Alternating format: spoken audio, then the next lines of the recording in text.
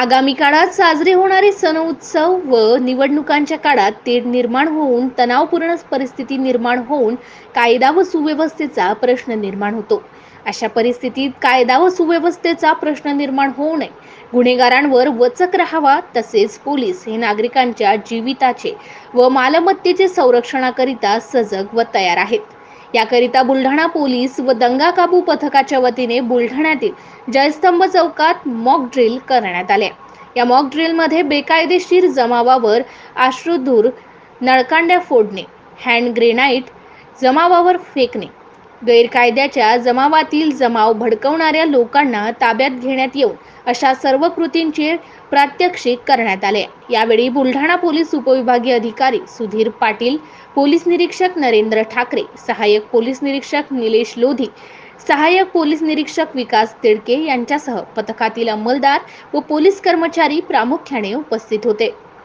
MCN news Marathi करिता प्रमोद मिश्रा, बुलढाणा। आगामी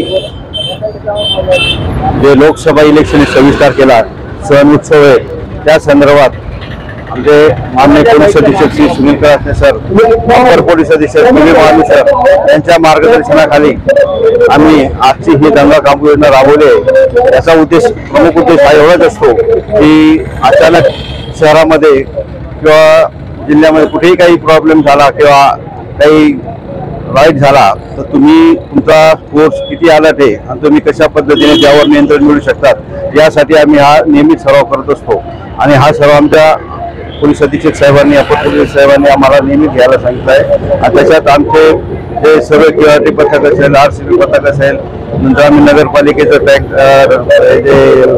fire ब्रिगेडचा tanker आहे, हे ॲम्ब्युलन्स आहे, या सर्वांचा आम्हाला किती वेळात पीक मिळालं, आता आम्ही त्याच्यात आमच्या करणार आहे। त्याच्यात आमच्या काय काय हे झालं त्याच्यात आम्ही दुरुस्ती करू आणि आम्ही तत्पर आहोत की आम्ही शहरवासियांना हे आश्वासन देऊ आमच्या पोलीस अधीक्षक साहेबांच्या वतीने की आम्ही आगामी उत्सव आणि निवडणूक हे निर्भयपणे पार पडतील, यासाठी आमचा हे आजचा सराव होता।